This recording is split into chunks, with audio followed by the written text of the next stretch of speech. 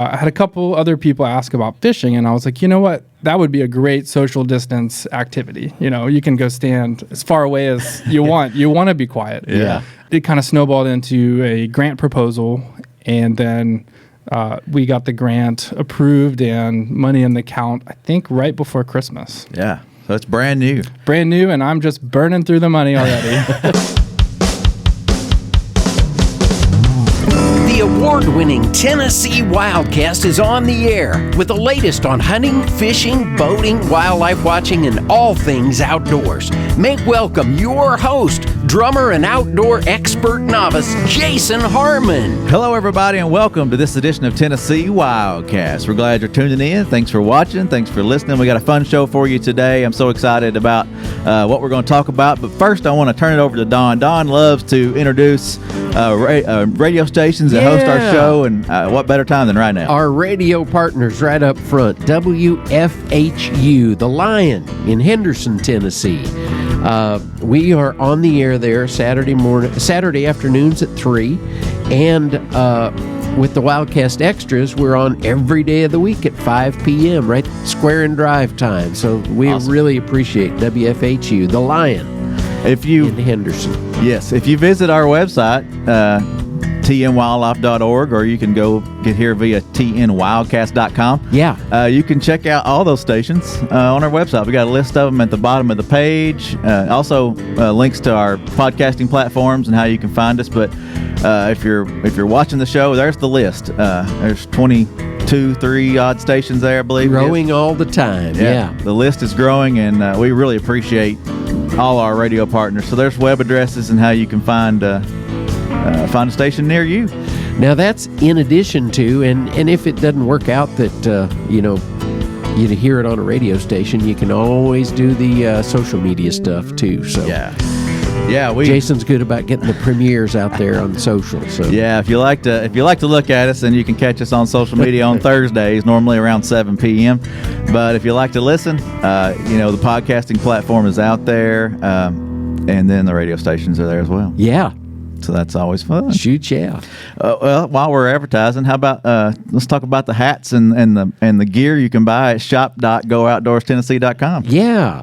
There's all kinds of hats available, and we get new things in every month almost. I mean, it's always changing, but there's hats, buffs, stickers, printed materials. We got all kinds of stuff, drinkware, and a lot of fun stuff to choose from on our e-store, and we're always excited about some of the new products that come in, but pick those up at shop.gooutdoorstennessee.com. We even got the new ornaments in there. It's just after Christmas, but you could stock up for next year. Yeah, you never know. That's when my wife always buys the ornaments. Is right after the season's over. It's better prices. But I don't know that we've discounted ours yet. But, hey, you can get one for 10, looks like, or you can get the whole package for 20. So you do get a discount if you buy all 3. And if you're not watching this, you'll hear if you're listening on the radio. It's they're unique. They're like burned into. I don't know, what would you call it? Like somebody used a wood burning set. Yeah, like a little wood disc and burned in. Images into the logo and a fish and a deer. And so anyway, they're cool. Look neat hanging on the tree. Yep. So, and you can still support, we have the pink patch hats and the pink patch for breast cancer awareness. You can pick up a hat there and support our Casting for Recovery chapters here in Tennessee. And that's always a good thing to do, and the magazine's there. So yeah, a subscription to the magazine is that's the best buy going, really. A year for $10. The 2-year price is $17, and the 3 years is only $25. And it's just good quality publication. Comes out every quarter, and plus the calendar issue, and anyway, it's well worth it, and makes a great gift if somebody's looking to get something for a member of the family that would like to read about that. Of course, with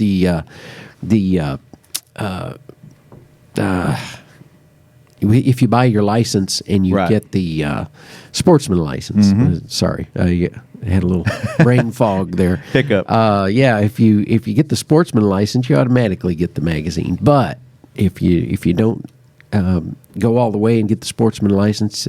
A subscription to the magazine will keep you in touch. Yeah. So it's I appreciate our magazine crew. They do a great job in putting that out. Sure do. One other thing I wanted to cover before we jump into a couple things before we jump into our main course today, winter trout stockings. If you go to our website, tnwildlife.org, if you sign in there or log in there, you can scroll down and click the winter trout stocking icon there. Young lady holding a trout is the image, but you can click that. It'll take you to our schedule, and that is ever changing. Winter trout season is a slippery slope, no pun intended, with the snow and ice and things. So sometimes the hatchery truck can't make it to certain locations. So keep checking that PDF. We update it as soon as we know. And it's lengthy too. Look at all those stops, all those places they put trout in. Yeah. So if you're watching, we got the list on the screen. But yeah, in January we've got quite a few stockings, and then it runs into February. So just stay up to date on that list, and you'll know where those trout are going. And it's a put and take fishery. They want you to take a limit home. Right, that's right. Make a meal out of them. They're really good eating. There's a lot of different ways you can prepare those, but they are really good. Yeah. So our fisheries crews do a good job providing those opportunities. It's always a fun time of year to chase trout. Yeah. So, last thing, Don, you want to highlight the Crane Fest? Yeah, Crane Festival. January 15, 16, of course.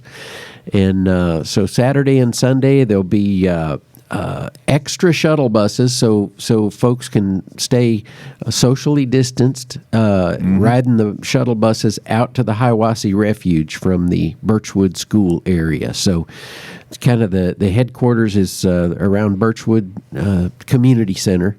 Used to be school, now it's community center, but that's where all the action starts, and then the shuttles will take groups out to the refuge. There'll be spotting scopes there that you can use if you don't have your own, but be sure and take your camera and just enjoy the day. Take the family. It's a great event. It's normally cold, so be prepared for, that. Wear layers. Wear layers for sure. But and then there's the Cherokee Removal Memorial. You can check that out. It's nearby. Right. A lot of fun stuff to do. It's not as full of agenda this year as it has been in the past, just because of COVID and keeping social distance. But at least we're in person this year. But one of the main draws is the American Eagle Foundation comes and does a live raptor show. So they'll have some hawks. I'm sure they'll have an eagle, bald eagle, and several other raptors that they can display and you can get up close and personal with. Yeah. So depending on when you're tuning into the show, it's either happening or it's on its way. So make sure you check the calendar. January 15th, 16th from 8 to 4 daily. Yes. Enjoy the cranes. So, all right. Well, I think that gets all our public service announcements there. Don, I'm happy to have Mr. Blake Osborn with us today. Blake, how are you doing? Hey, I'm great today. Thanks. Yeah, thanks for coming. He is with the Middle Tennessee Outdoor Pursuits organization with MTSU. Yeah.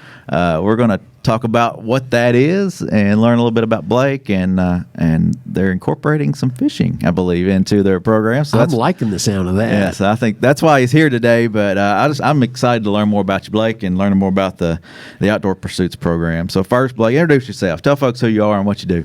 Yeah, cool. My name's Blake Osborn, and I work for Middle Tennessee State University's Outdoor Recreation Program.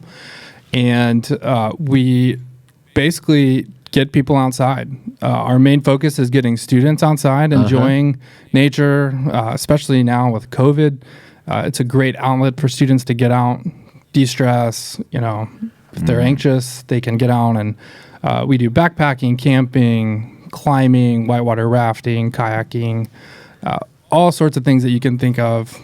And now, yes, we are introducing fishing for the first time ever. Awesome. Yeah, no better place than the outdoors to social distance, right? So, that's right.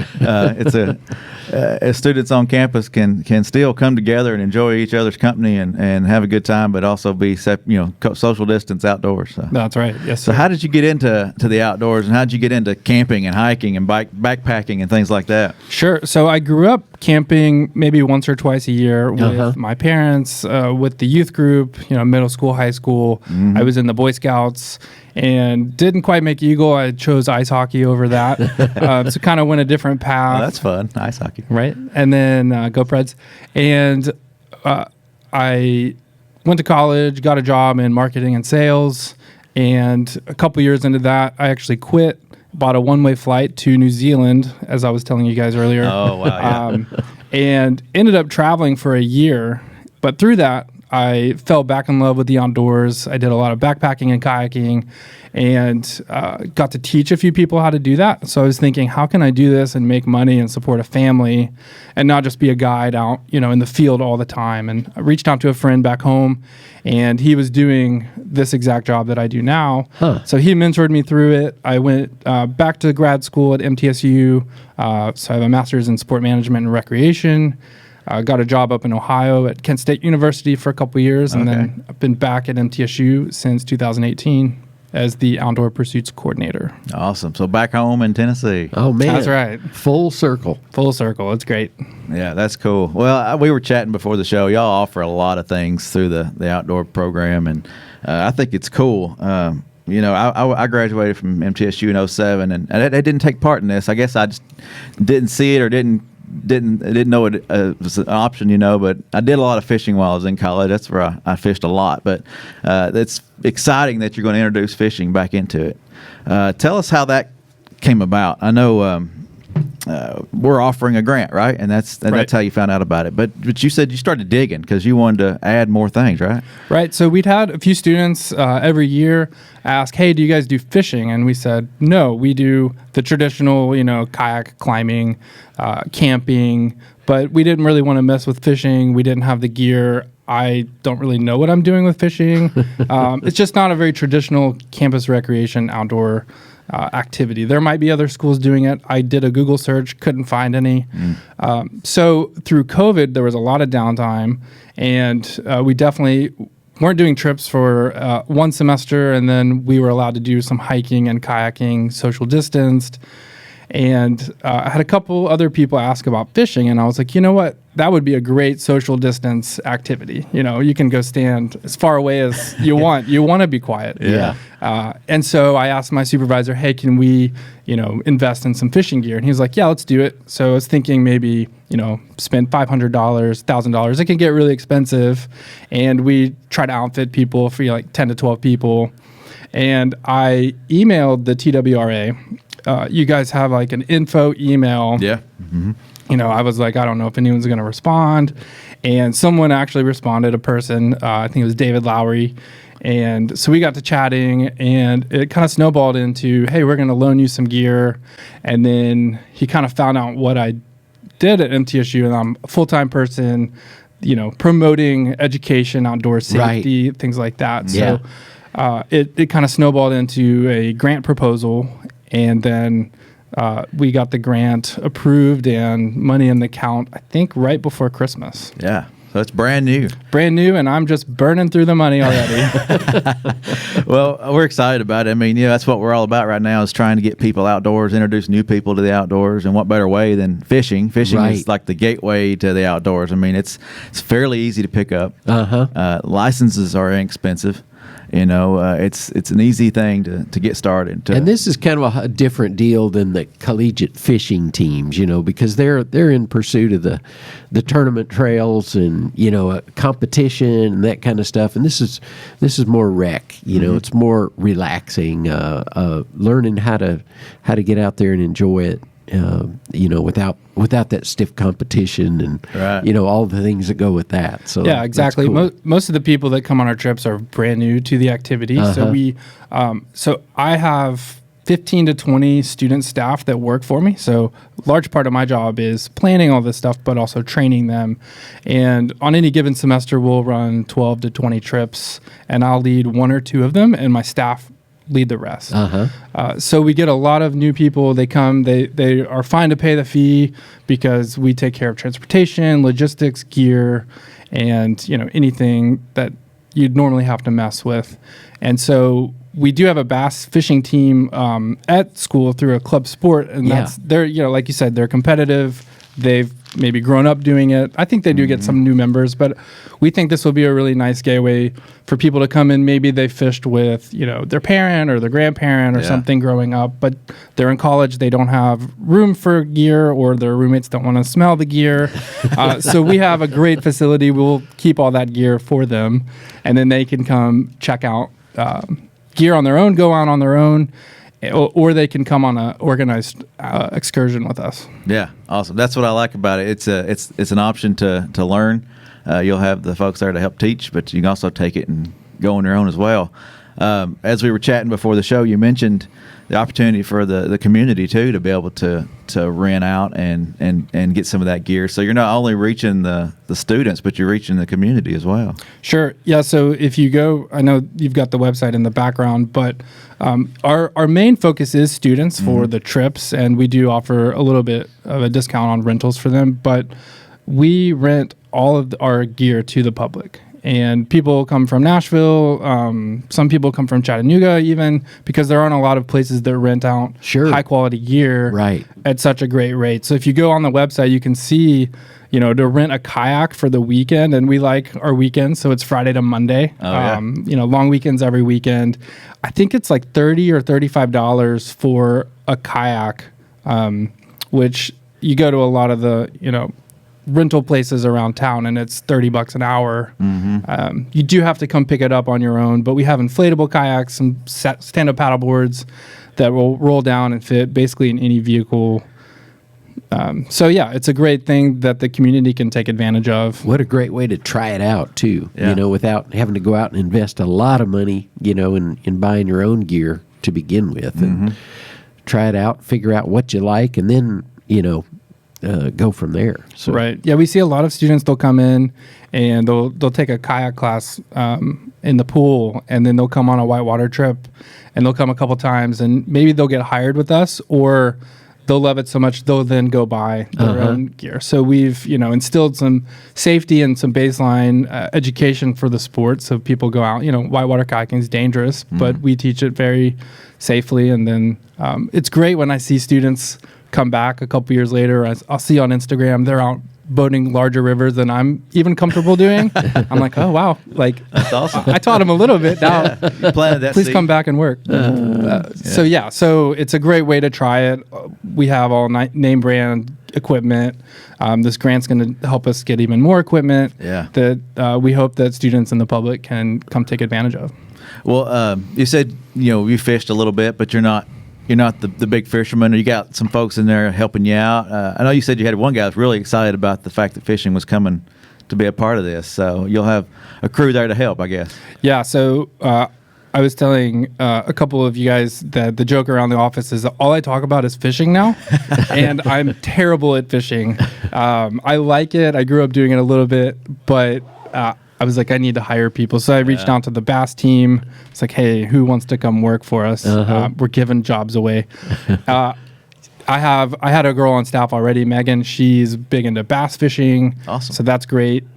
She also helps lead backpacking trips. So we want to do backpacking, and we'll bring some rods and fish from those trips. And then Zach, he is a fly fisherman. And so he's like telling me all these things. And I'm like, just... you come in, we'll buy it, you buy it. I'll give you the number, how to do it, but I don't understand what you're saying. Yeah, that's cool. That should be fun. I mean, there's a lot of good fly fishing opportunities not too far from campus. I mean, you could be there in a couple hours or less. Yeah, right. So, I mean, you don't have to be fly waters. It could be ponds and everything. It's fun to fly fish, We've got a little pond on campus, and I had fisheries come out and look at it. They said that it's a little too shallow to stock. I was really hoping, because it's like a 5-minute walk from my office. Right. But we have like 5 or 6 inch bluegills in there. And so Zach and I took paddleboards out there in the fall, and he caught like 30 little bluegill from the paddleboard fly fishing. Yeah. So even, we're not taking those out. We're leaving them, of course. But it's a nice way we can walk over, a 1-minute drive over, and have fly fishing classes. And test your skills. Instead of just throwing it into a field or casting into a field or the gym, they can catch a little bluegill. Yeah. I do remember as one of my rec classes was a fishing class. I guess they still offer those. probably as an elective. But I did out in the yard or in the gym. We were casting, and we went on the boat a couple times and, Nice. and did that. Golf was also a fun one, in college. I did that. Yeah. But is golf part of the outdoor rec stuff? Or? It's not. You can take it as an elective, like a PE class. When I was in grad school, I was teaching golf. Oh, yeah. Really just playing golf with the students. But no, the golf and kind of the other sports are through like club sports or, PE classes. Right. Well, you're not the only college doing this, right? I mean, this is something that folks around the country are doing, right? Correct? Yeah. There's a huge organization or a network of universities that do this. MTSU is 20,000 people. I'd say a couple thousand people know who we are. Mm-hmm. So even within the school, it's kind of hard to get our name out there and market to students just because there's so many offerings at the school. But in Tennessee, there are, we've got UT Knoxville, UT Chattanooga, East Tennessee State, Austin P State. I believe Tennessee Tech has a brand new outdoor program. And each of those places have full-time staff like myself with students, that we're getting these Tennessee college students outside, enjoying nature and just building relationships with each other, which is a great thing. Yeah. Absorbing that vitamin D. Yes. Yes. And a lot of us focus too on not only education, but leadership. We teach them skills that they can, learn to, climb or kayak, but then we will talk about how they can apply that to the classroom or in their job out of college. So we're kind of transferable skills that we can instill into our students. Neat. Well, looking at the website here, mtsu.edu, you can click through and get to campus rec and outdoors, or just Google search MTOP, MTSU. It should pull it right up. But you see pictures of hiking, you see pictures of skiing, and looks like maybe some cave exploration and splunking or something here going on. Tell us, what's one of the events or the trips that sticks out in your mind that y'all have done that it might encourage people to come check y'all out? So I think our most popular trips are our water-based trips. Okay. If you have a vehicle, you're familiar with, a lot of the state parks around here. A lot of people are comfortable going hiking on their own. Uh-huh. Maybe even, flat water kayaking. But we offer, whitewater rafting, whitewater kayaking. So we go through a company for the rafting down on the Ocoee River. But for the kayaking, we'll go down to the Hiwassee, which is a Class 2 whitewater river, and we'll take some Jackson kayaks. We've got the skirt, the helmet, the full setup, and we'll have 4 or 5 guides, helping. We require them to come to a kayak session in the pool first, just to learn how to not necessarily roll over, but how to wet exit safely. Definitely. And, we'll get students that have never been on whitewater coming on those trips, and it's a little overwhelming sometimes when you're the leader. Could be scary at times. Yeah, luckily, we've never had any major injuries on any of our trips. What we find is that when we're out on the water, we're helping rescue other people. So other groups or individuals. That didn't quite have that training right. prior to and you're like, getting well, involved. Yeah. What do we do here? And we're gonna help people if we see a need for that. But I'd say water-based trips. We do some larger trips, like you see the skiing. We usually go out to Colorado to ski and snowboard. Awesome. Right now, but instead I'm here with you. I'm sorry. Thank you, COVID for travel restrictions for the school. So those are a little bit more expensive, but they're still we take 50 or 60 people, and so we get a nice group rate, and it's cheaper to come with us. We have alumni that come with us because like the 50s, 60s, they're still coming back because it's way cheaper. They'll bring the whole family. Yeah. Just because they get the school's deal. Sure. I'm going to have to get on your email list. Yeah, that's right. Do a podcast from the mountain. Yeah, that would be fun. Yeah. I like the sound of that. Up the ski lift. Yeah. No, I think it's great to see these opportunities for these guys. And like we said earlier, they're younger folks and they're in a new place. They're in college now and they don't have the family, but they've got a little bit of time outside of studies that they can get out and enjoy the outdoors. And it's another way for them to meet people and just get out and enjoy what's out there. So yeah, and another kind of student population that we try to target are non-traditional students. Yeah, exactly. So students over the age of 25, coming back to school, maybe they're in grad school, maybe it's undergrad, but they have families. And a lot of times they, most schools we're looking at the traditional students for programming, and we have a great program on campus that targets the non-trad students. And we actually did a program with them at Long Hunter State Park back in September. And you guys came out, y'all brought the trailer full of fishing gear. Oh, yeah. David was baiting lines for everybody. So I think we had like 30 or 40 people come out. It was a free event for them. We covered that cost. I think they just paid for fishing licenses. Yeah. But they were bringing their kids. We were taking them kayaking. So that's something, we love doing. Yeah. All those programs for any age student. Yeah. Well, I'm excited about what you're going to do. I think it's great to incorporate fishing, and I'm just excited about the possibilities and opportunities moving forward, especially and maybe in expanding this program to other colleges. Yeah. I think it'll be great. But it's fun. I'm glad it started at MTSU. That's right. I got a little bit of love there as I was a Blue Raider for a few years, but And my daughter as well. Yeah. Graduated in 2012. So, good school. we mentioned state parks. I wanted to throw this out there. State parks offers a lot of fishing opportunities. I mean, there's, if I'm not mistaken, 40 plus different parks that have lakes across the state that you can fish from, whether it's on a private lake or whether it's touching one of our bigger lakes in Tennessee. If you heard the show last week, we talked about the fishing trail thing that's coming up, Bill Dance Fishing Signature Trail. Lakes. Signature Lakes, and a couple of those state parks touch those as well. So a lot of fishing opportunity in our state parks. So.